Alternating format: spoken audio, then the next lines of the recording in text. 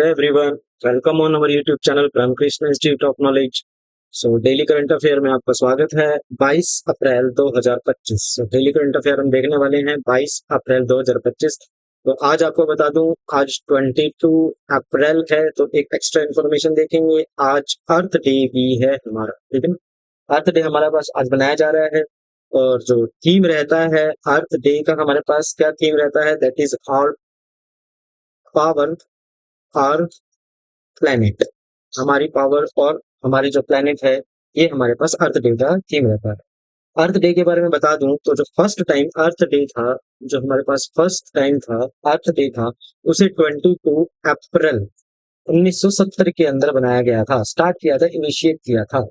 और इनिशिएट किसने किया था?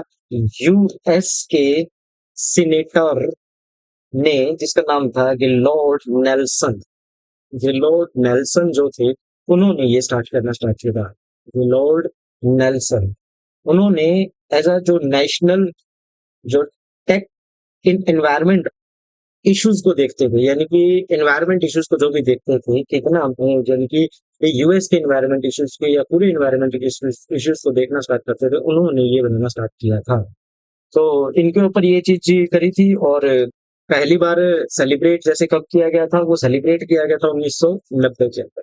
तो 22 अप्रैल अर्थ डे है, ये बिल्कुल ध्यान रखेंगे, वेरी इंपॉर्टेंट है। थीम हम ध्यान रखेंगे, आवर पावर और प्लेनेट हमारी यहाँ पे थीम है। चलिए हम अपने नेक्स्ट स्लाइड्स पे बढ़ते हैं। तो सबसे ज्यादा important, pop Francis, a cheerful reformer, dies age 88।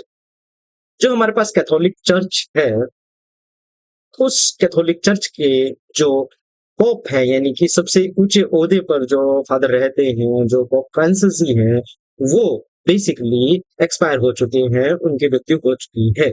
उनकी मृत्यु एक कार्डिक अरेस्ट से हुई है। कार्डिक उनको अटैक आया, अटैक आने के बाद वो कोमा में चले गए, उनके बाद वो सर्वाइव नहीं हुए हैं।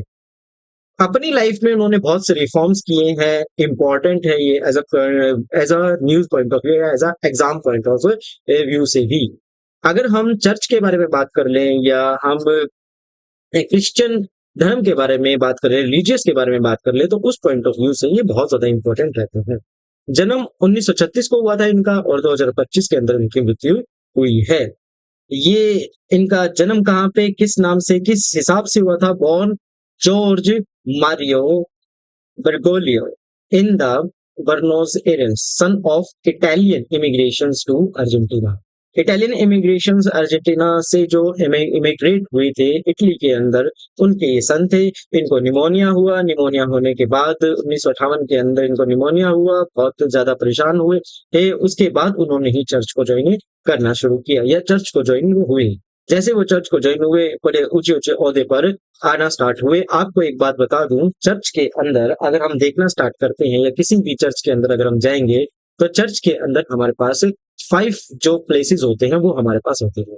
सबसे पहला जो प्लेस होता है वो पोप का रहता है, और जो दूसरा प्लेस होता है हमारे पास, वो कार्डिनल्स का रहता है।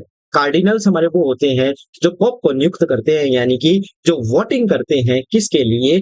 पोप को पोप को नियुक्त करने के लिए, यानी कि पोप को डिसाइड करने के लिए कि कौन सा पोप हमारे पास रहेंगे। पोप फ्रांसिस हमारे पास रहेंगे, यानी कि सबसे ऊंचे ओहदे पर कौन से रहेंगे। और उसके बाद हमारे पास जो तीसरे नंबर पे आते हैं, वो हमारे पास बिशप्स आते हैं। और बिशप्स क्या काम करते हैं? बिशप्स लोकल एरियाज के जितने भी अनुयायी होते हैं उनकी देखभाल करते हैं, जो भी चर्च में आना स्टार्ट करते हैं। और फोर्थ नंबर पे हम देखेंगे, फोर्थ नंबर पे हमारे पास आते हैं फादर। फादर बेसिकली जो चर्च के अंदर प्रार्थना करते हैं, प्रेयर करते हैं, वो फादर की डेजिग्नेशन पे आते हैं।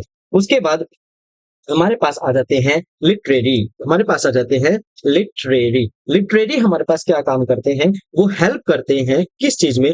पूरे चर्च के जितने भी काम होते हैं, छोटे मोटे जितने भी मैनेजमेंट के जितने काम होते हैं, वो एज अ वर्कर काम करते हैं चर्च के अंदर। तो इन्होंने ये सभी चीजों से आगे गए हैं, और इन सभी चीजों को उन्होंने हासिल करके इन सभी पदवी पे आ करके ये पॉप बने थे।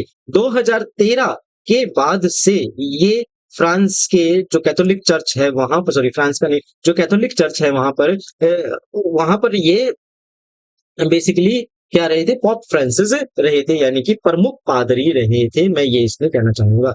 इन्होंने बहुत सारी मूव रिफॉर्म किए थे। कौन सा रिफॉर्म किया था? सबसे पहले तो उन्होंने चर्च के अंदर और कई जगह पर जो वुमेन्स होती है उनके वुमेन्स के वोट के लिए भी इन्होंने राइट किया था, और वुमेन्स के वोट के लिए भी इन्होंने बहुत काम किया। और इन्होंने पहली जो यहाँ पे अगर मैं देख लूं तो first women to lead a office of holy see, जो उनकी होली सी होती है, यानी कि जो वो उनका पवित्र स्थल होता है, पवित्र स्थल पर जा करके सब कुछ, उनकी जो हेड होती है वेटिकन सिटी के अंदर, उनका जो हेड है, पहली वुमेन को इन्होंने ही नियुक्त किया है। तो आपको पता होगा कि जितने भी हमारे पास डिस्प्यूट रहते हैं और पैट्रियार्कल सोसाइटी जो हमारे पास रहती है, उसको उन्होंने एक खारिज करते हुए आज के दिन में ही एक वुमेन को ऐसे प्लेस पर नियुक्त किया है। तो ऐसे उन्होंने बहुत से मुद्दों के ऊपर उन्होंने बात करी है, जेंडर इक्वालिटी के ऊपर उन्होंने बात करी है, ठीक है, एलजीबीटीज के ऊपर उन्होंने बात करी है, लेकिन मैरिजेस के ऊपर हमेशा ये चुप ही रहे हैं और उन्होंने ज्यादा बात नहीं की है। उनका कहना था कि हर किसी को इस यहाँ पर जीने का पूर्णतः अधिकार है और हर किसी को अच्छे से यहाँ पर जीना चाहिए। तो आई होप आपको ये चीज समझ में आई होगी। हम केवल और केवल क्रिस्टियन पॉप जो हमारा चर्च होता है उसके अंदर किस तरीके से पूजा करने वाले या वर्कर्स किस तरीके से चर्च के अंदर किस डेजिग्नेशंस पर कौन कौन किस तरीके से होता है, ये मैंने यहाँ पर इसको बताना स्टार्ट किया है। कैथोलिक चर्च वेटिकन सिटीज के अंदर है और वहीं पर वेटिकन सिटीज के ही ये पॉप थे, पॉप फ्रांसिस थे, जो कि जिन एक्सपायर हो चुके हैं, जिनका निधन हो चुका है 88 उम्र के, यानी कि 88 ईयर्स के अंदर। आई होप आपको ये समझ में आया होगा। तो अब मैं नेक्स्ट अपनी स्लाइड पे बढ़ना स्टार्ट करता हूँ। That is would not directing center to protect Bengal from violence amount to judicial incursion, asked Supreme Court। तो सुप्रीम कोर्ट ने यहाँ पर बंगाल के अंदर जो वक्फ बोर्ड होता है, जो वक्फ बिल आया था, अमेंडमेंट हुआ था, उस अमेंडमेंट के ऊपर जो प्रोटेस्ट चल रहा है और उस प्रोटेस्ट के अंदर जितने भी दंगे हो रहे हैं या उसके अंदर जितनी भी जान माल की हानि हो रही है, उसके ऊपर किसी ने पिटीशंस करी है, सुप्रीम कोर्ट को कहा है कि वो इसके ऊपर कुछ ना कुछ करें। तो उस पिटीशंस के लिए सुप्रीम कोर्ट क्या कह रही है कि क्या वो चाहता है कि वो रिट ऑफ मैंडेमस लागू करे, और रिट ऑफ मैंडेमस अगर वो लागू करता है तो क्या उससे गवर्नमेंट काम करेगी या नहीं करेगी। एक्चुअल में ये जो न्यूज है वो मैंने रिट्स के लिए ही लेनी स्टार्ट करी है कि रिट हमारे पास क्या होते हैं, रिट ऑफ मैंडेमस हमारे पास क्या होते हैं। यहाँ पर जो जस्टिस बी आर गवई है सुप्रीम कोर्ट के, आपको बता दूं जस्टिस बी आर गवई आने वाले चीफ जस्टिस ऑफ इंडिया ही बनेंगे या बनने वाले हैं, या इनके ऊपर ही बातचीत चल रही है कि जो हमारे next chief justice of India है वो जस्टिस बी आर गवई ही रहेंगे। जस्टिस बी आर गवई का क्या कहना है? उनका कहना है कि you want to issue a writ of mandamus to the union government to deploy parliamentary forces. तो जितना भी पार्लियामेंट्री ने यूनियन गवर्नमेंट के ऊपर फोर्सेस लगाया है किसका, वक्फ बोर्ड के लिए, उनको वो रिट ऑफ मैंडेमस जारी करे। रिट ऑफ मैंडेमस हमारे पास क्या होता है? यह एक तरह का सुप्रीम कोर्ट का आदेश होता है किसको, गवर्नमेंट को, ताकि वो अपने कानूनी दायरे को, जो उनका कानूनी दायरा है उसको वापस ले, यानी कि जो उन्होंने कानूनी प्रक्रिया करी है उसको रोक दे या उसको वापस ले ले, यानी कि वक्फ अमेंडमेंट बिल के लिए। Will it not be interfering with the legislative and executive domains. तो उन्होंने कहा क्या ये इंटरफेयर नहीं होगा एग्जीक्यूटिव और लेजिस्लेटिव डोमेन के लिए। एग्जीक्यूटिव जो काम कर रहे हैं, लेजिस्लेटिव जो हमारे पास नेता लोग हमारे पास बैठे होते हैं, वो किस तरीके से बात करते हैं कि लेजिस्लेटिव एग्जीक्यूटिव के काम के अंदर दखलबाजी नहीं होगी। As it is we are being accused of interfering with parliamentary and executive functions. तो जैसे ही हम बेसिकली क्या है कि हम भी यहाँ पे अपराध एक्यूज्ड यानी कि अपराधी होना स्टार्ट हो जाएंगे पार्लियामेंट्री और एग्जीक्यूटिव फंक्शंस के लिए। तो जस्टिस बी आर गवई यही कहना चाहते हैं कि क्या हम रिट ऑफ मैंडेमस लागू करें, लेकिन इसके ऊपर चीफ जस्टिस ने यहाँ पे डायरेक्टली ये कहा है कि हम ऐसा नहीं करेंगे, क्योंकि उनका ये कहना है कि आर्टिकल 355 बेसिकली क्या कहता है, आर्टिकल 355 ये कहता है कि हर यूनियन गवर्नमेंट की ड्यूटी होती है स्टेट को प्रोटेक्ट करने के लिए किसी भी एगिटेशन से, किसी भी एग्रेशन से या किसी भी प्रोटेस्ट से। अगर वो ये नहीं करती है, अगर उससे नहीं होता है, तो वहां पे प्रेसिडेंशियल रूल लागू होता है और फर्दर आगे फर्दर पार्लियामेंट्री कार्रवाई होती है और वो पार्लियामेंट्री कार्रवाई जो है वो प्रेसिडेंट के अंडर ही होना स्टार्ट होती है। इसमें चीफ जस्टिस या इसमें सुप्रीम कोर्ट या हाई कोर्ट का कुछ भी लेना देना नहीं है। दूसरा, रिटे हमारे पास होते क्या है? अगर मैं रिटे के ऊपर जाना स्टार्ट करूं, ये रिटे हमारे पास क्या होते हैं, तो सबसे पहले तो सुनिए। रीट रीट एक तरह का सुप्रीम कोर्ट और हाई कोर्ट को राइट मिला हुआ है। राइट मतलब अधिकार मिला हुआ है। कैसा अधिकार मिला हुआ है? सुप्रीम कोर्ट को दिया है आर्टिकल 32 में और हाई कोर्ट को दिया है आर्टिकल 226 में। क्या कहता है ये आर्टिकल 226 और आर्टिकल 32? आर्टिकल 32 और आर्टिकल 226 ये कहता है कि जब भी फंडामेंटल फंडामेंटल राइट का हनन होगा या फंडामेंटल राइट कभी भी नहीं माने जाएंगे या उनका उल्लंघन या उनको अच्छे से एग्जीक्यूट नहीं होगा या फंडामेंटल राइट का हनन होगा, तब जा करके सुप्रीम कोर्ट फंडामेंटल राइट को प्रोटेक्ट करने के लिए रिट्स जारी कर सकता है। यानी कि एक रिटन जो होता है, एक रिटन कोई रिटन एविडेंस लगा लो या एक रिटन में कुछ भी चीज जारी कर सकता है और उसको गवर्नमेंट को मानना पड़ेगा। एक्चुअल में बात ध्यान से सुनिए, गवर्नमेंट को कभी भी फंडामेंटल राइट्स को चेंज करना होता है तो गवर्नमेंट वैसे फंडामेंटल राइट को चेंज नहीं कर सकती है। गवर्नमेंट लॉ लेकर आती है पार्लियामेंट के अंदर और पार्लियामेंट के सभी अगर उस लॉ को मान लेते हैं तो वो लॉ आगे जाके लागू होता है। लेकिन कहीं पर भी फंडामेंटल राइट यानी कि संविधान के मूल ढांचे का कहीं पर भी उल्लंघन होता है, संविधान के मूल ढांचे को ध्यान में ना रखते हुए वो लोग संविधान के मूल ढांचे को ठेस पहुंचाता है या उसको कहीं ना कहीं प्रॉब्लम क्रिएट करता है उसके लिए, यानी कि उसकी फंक्शनिंग, यानी कि जो संविधान का मूल ढांचा है उसकी फंक्शनिंग अच्छे से नहीं होने देता है कौन सा कोई भी लोग, तो उसके लिए सुप्रीम कोर्ट हाई कोर्ट होते हैं वो रिटे जारी करते हैं। आ गई बेटा बात समझ में? तो किस तरीके से ये चीज है अभी मैंने पूरा नहीं बताया, मैं इसको बताने वाला हूँ। रिटे जो होती हैं वो 5 तरह की होती हैं। पहली रीट जो होती है हमारे पास दैट इज हिबस कॉर्पस रीट होती है। हिबस कॉर्पस रीट का मतलब क्या होता है? देखिए फंडामेंटल राइट के अगेंस्ट ही आएगा। हिबस कॉर्पस रीट का मतलब क्या होता है? इसका मतलब होता है कि कोई भी पर्सन होता है उसको लाइव जो हमारे पास है, लाइव जो है हमारे पास प्रस्तुत करो, लाइव हमारे पास लेके आओ। क्यों लाइव लेके आओ? देखिए इसका उदाहरण के तौर पर मैं आपको बताता हूं कि अगर पुलिस जो होती है वो कभी भी बिना वारंट के किसी भी पर्सन को अरेस्ट कर लेती है, वैसे तो ये फंडामेंटल राइट्स के अगेंस्ट है कि आपका एक फंडामेंटल राइट है कि कोई भी बिना बताए आपके ऊपर किसी भी प्रकार की कानूनी कार्रवाई नहीं कर सकता है। आपके ऊपर कानूनी कार्रवाई आपको बता कर ही होगी या पुलिस कभी भी किसी भी तरह की कानूनी कार्रवाई आपको तभी करेगी जब कोर्ट के थ्रू उसके ऊपर कोई ना कोई ऑर्डर रहेगा। यानी कि जब तक कोर्ट सम्मन या जब तक कोर्ट कोई भी अरेस्ट वारंट नहीं देता है पुलिस को, तब तक पुलिस किसी भी पर्सन को बेसिकली क्या नहीं कर सकती है? अरेस्ट नहीं कर सकती है, क्योंकि यहाँ पर बेसिकली किस चीज का वियोलेशन होता है? जो उनका राइट टू लाइफ होता है यानी कि स्वतंत्रता से जीने का अधिकार होता है, वो यहाँ पर एबोलिशन होना स्टार्ट होता है। तो ये सबसे पहला क्या होता है कि सुप्रीम कोर्ट रीट जारी करता है इसके लिए कि कभी भी कोई भी आप ऐसे नहीं कर सकते हैं, क्योंकि सुप्रीम कोर्ट ने ये रीट जारी की हुई है। इस रीट के तहत आगे कानूनी कार्रवाई होती है। तो कभी भी किसी भी पर्सन को आप बिना वारंट के गिरफ्तार नहीं कर सकते हैं। वो किस रीट के हिसाब से होता है? वो हिबकस कॉर्पस के हिसाब से होता, सॉरी सॉरी हिबास हिबास कॉर्पस के हिसाब से होता है। नेक्स्ट हमारे पास रीट जो हमारे पास आते हैं, जो यहाँ पर रीट यूज हो रखी है वो है writ of mandamus. Writ of mandamus writ of mandamus mandamus का मतलब होता है आदेश देना। रीट ऑफ मैंडेमस आदेश कब दिया जाता है? कि जब भी कोई भी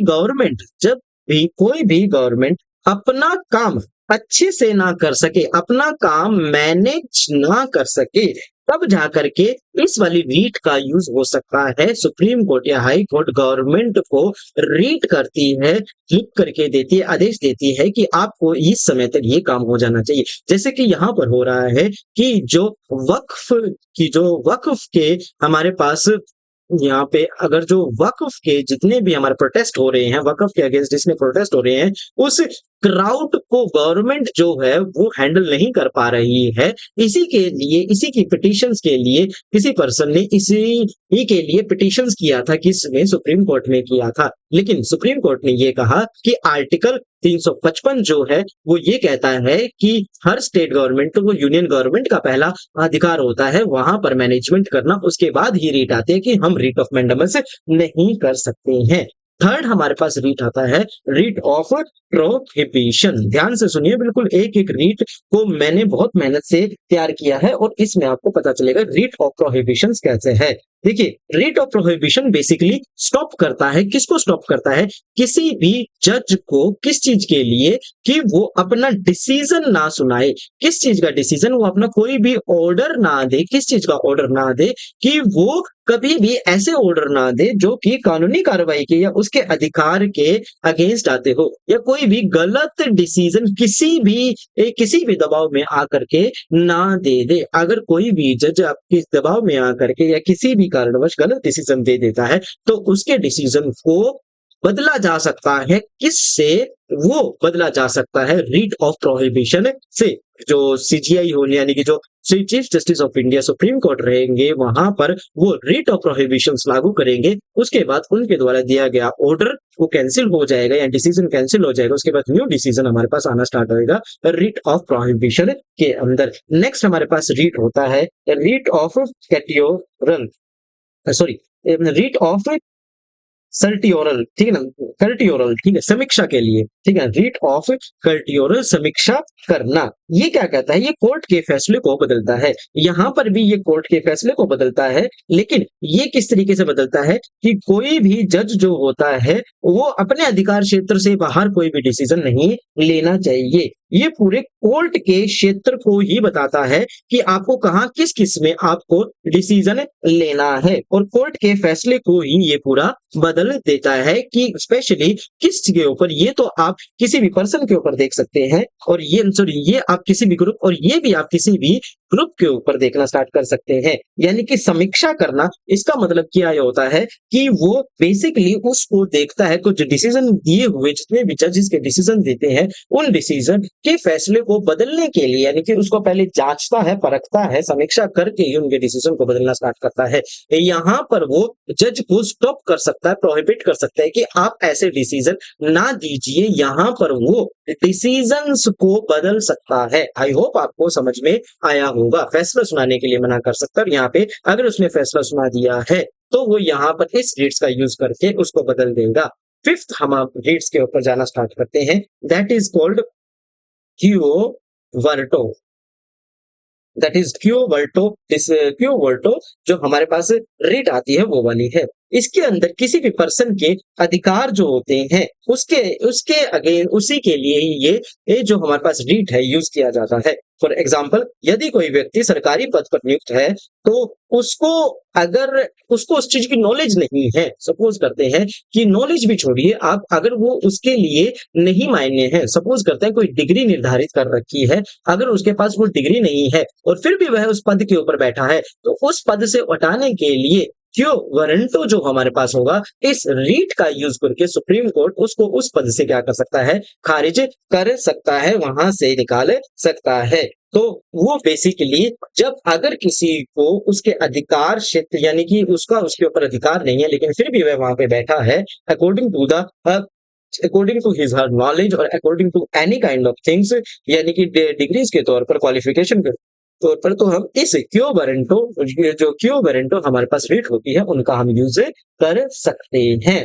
तो एक और बार बता दूं, रीट्स जो होती हैं वो सुप्रीम कोर्ट भी देता है और रीट्स हाई कोर्ट भी देता है। डिपेंड करता है कि आप किसके पास जाते हैं, सुप्रीम कोर्ट के पास जाते हैं या हाई कोर्ट के पास जाते हैं। सबसे पहले हम हाई कोर्ट के पास जाते हैं, तो हाई कोर्ट का जो रीट का दायरा जो होता है, यानी कि जो बेसिकली मैं एक बात बता दूं, कॉलम्स जो हमारे पास होते हैं, यानी कि जो टॉपिक्स हमारे पास होते हैं, किन किन पर हाई कोर्ट रीट्स जारी कर सकता है, इनकी एक प्रॉपर लिस्ट होती है, इनकी एक प्रॉपर और टॉपिक्स होते हैं कि इन टॉपिक्स पर इन मामलों पर सुप्रीम कोर्ट और हाई कोर्ट रिट्स जारी कर सकता है। तो हाई कोर्ट का रिट्स जारी करने का जो टॉपिक्स होते हैं वो ज्यादा होते हैं एज कंपेरेटिवली सुप्रीम कोर्ट से। जितने भी हमारे पास फंडामेंटल राइट्स के ऊपर सुप्रीम फंडामेंटल राइट्स की प्रोटेक्शन के लिए जितने भी हमारे पास रिट्स होती हैं वो हाई कोर्ट जारी करता है, ना कि सुप्रीम कोर्ट जारी करता है। आई होप आपको ये चीज समझ में आई होगी। तो इसमें जस्टिस बी आर गवई ने यही बात कही है कि अभी हम इसमें कुछ नहीं कर सकते हैं, ये आर्टिकल 325 का उल्लंघन होगा अगर हमने कभी भी कुछ भी किया,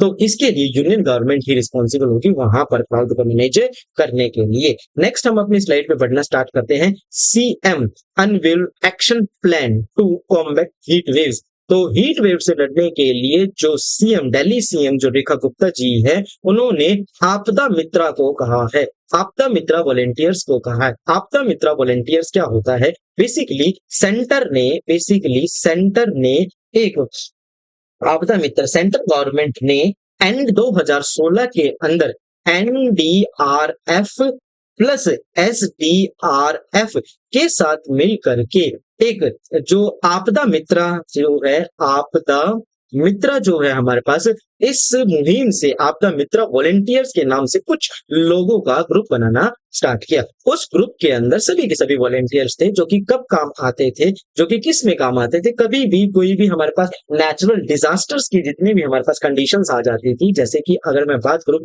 बाढ़ आ गई यहाँ पर, अगर मैं बात करूं जैसे कि बादल फट जाता है, हमने पिछली वीडियो में देखा, अगर मैं बात करूं हीट वेव्स है, यानी कि एनवायरमेंट से रिलेटेड या किसी भी प्रॉब्लम से रिलेटेड अचानक कोई भी चीज आ जाती है तो उसके अंदर जो सेल्फ हेल्प ग्रुप हमें रिक्वायर्ड होता है, यानी कि ऐसा ग्रुप जो सामने आ करके हमारी हेल्प करे, या किसी भी जैसे एनडीआरएफ की टीम तो हमारे पास वहां पे आती है और जो उनको भी हेल्प करने के लिए ही आपदा मित्रा की टीम भी यहाँ पे यूज होती है। तो हीट वेव से निपटने के लिए जो रेखा गुप्ता जी ने उन्होंने आपदा मित्रा वॉलेंटियर्स को लॉन्च किया है of the Delhi heat action plan 2025 के लिए, कि अगर और उन्होंने इसके प्लानिंग के लिए क्या क्या किया है, 3000 वाटर कूलर लगाए हैं उन्होंने दिल्ली के अंदर और एसएमएस के थ्रू और मीडिया के थ्रू हीट वेव्स के बारे में बताना स्टार्ट करेंगे कि इस दिन हीट वेव इस टाइम से इस टाइम ज्यादा रहेगी। आई होप आपको ये चीजें समझ में आई होगी कि जो हमारे पास आपदा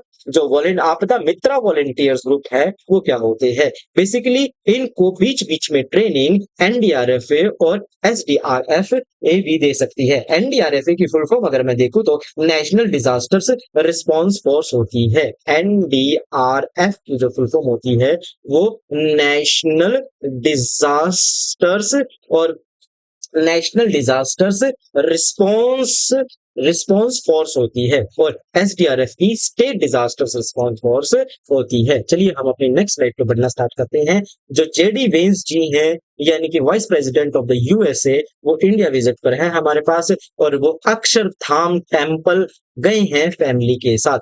आवर किड्स लव इट, उन्होंने कहा कि हमारे बच्चों को यह बहुत ज्यादा पसंद आया है। चलिए जरा बात कर लेते हैं हम इन टेम्पल के बारे में। अक्षरधाम टेम्पल, अक्षरधाम टेम्पल सबसे पहले तो ये है कहाँ? अक्षरधाम टेम्पल ये हमारे पास रहता है दिल्ली के अंदर।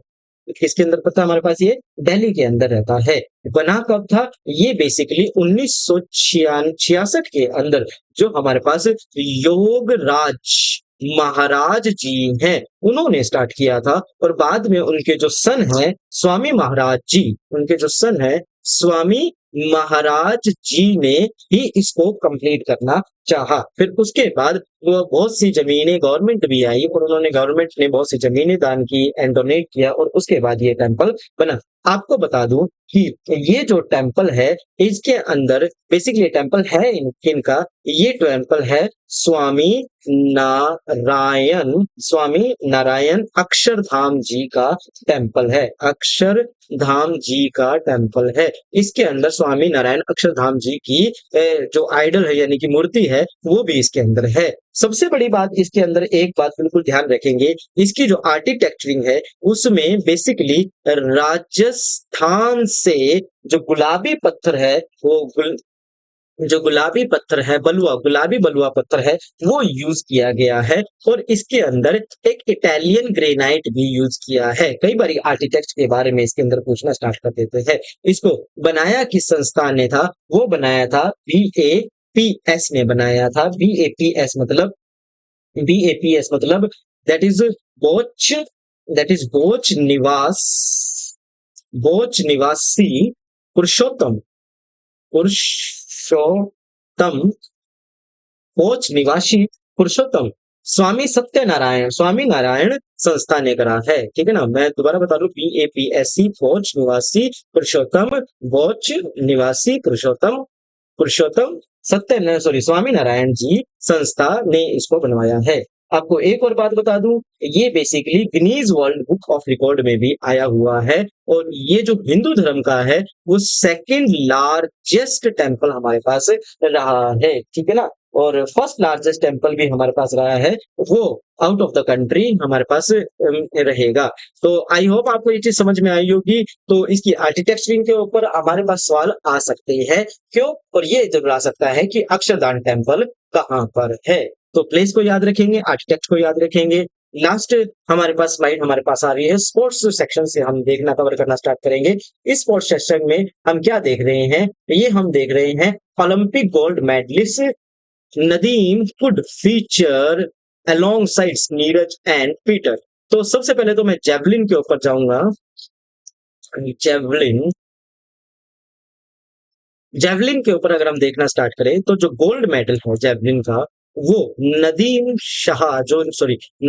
शाह जी को मिला था, जो कि नदीम जी को मिला था, जो कि बेसिकली पाकिस्तान से बिलोंग करते हैं। और उन्होंने 90 उन्होंने बेसिकली 92.97 मीटर लॉन्ग उन्होंने थ्रो किया था जेवलिन। और जो हमारे दूसरे थे, वो इंडिया के थे, जिनको सिल्वर मेडल मिला था हमारे पास। वो कौन से थे? वो हमारे पास थे नीरज चोपड़ा जी। नीरज चोपड़ा जी जो हमारे पास थे, वो दूसरे थे। उन्होंने बेसिकली 89.5 मीटर थ्रो किया था। और जो थर्ड हमारे पास थे, वो हमारे पास थे, that is called Peter Anderson. Anderson Peter इनका नाम है। ये जो होते हमारे पास थर्ड थे, और बेसिकली इन्होंने 88.54 मीटर थ्रो किया था। जेवलिन के ऊपर अगर मैं बात कर दूं, जो जेवलिन की जो स्टिक्स होती है, जो जेवलिन की स्टिक हमारे पास रहती है, उसकी जो लेंथ रहती है, वो मेंस के लिए तो बेसिकली 2.6 से लेकर 2.7 मीटर रहती है, और वुमेन के लिए 2.2 से लेकर 2.3 मीटर रहती है। और इसकी जो ग्रिप होती है, वो ग्रिप इसकी सेंटर में होती है। और जो इसका वेट होता है, वो बेसिकली मेंस के लिए तो 800 ग्राम होता है, और वुमेन्स के लिए बेसिकली 600 ग्राम होना स्टार्ट होता है। Athlete minimum two minimum 30 metre का रनअप ले सकता है, और 6 इसके अंदर मैक्सिमम थ्रो होते हैं, जिसमें से जो बेस्ट थ्रो होता है वो काउंट होता है। अगर टाई हो जाता है, तभी जाकर के एक सेकंड थ्रो भी हमें मिलना स्टार्ट होता है। तो इसके कोई, जितने भी हमारे पास है, ये ओलंपिक्स में ही स्पोर्ट्स आता है, इसके कोई कप्स नहीं होते। जैसे कि ये हमारे पास बात करूं, टेनिस के हम बात करें, टेनिस में हमारे पास अलग अलग कप होते हैं या अलग अलग टूर्नामेंट्स होते हैं, लेकिन इसमें हमारे पास इसी तरीके से कुछ नहीं। जेवलिन हमारे पास ओलंपिक्स में आना स्टार्ट होता है। तो आई होप आपको पसंद आया होगा। ख्याल रखिए अपना, अपनी फैमिली का ख्याल रखिए, शेयर कीजिए, कमेंट कीजिए, और प्लीज ज्यादा से ज्यादा इंफॉर्मेशन से शेयर करते रहिए ब्रह्म कृष्ण इंस्टीट्यूट ऑफ नॉलेज के साथ। धन्यवाद।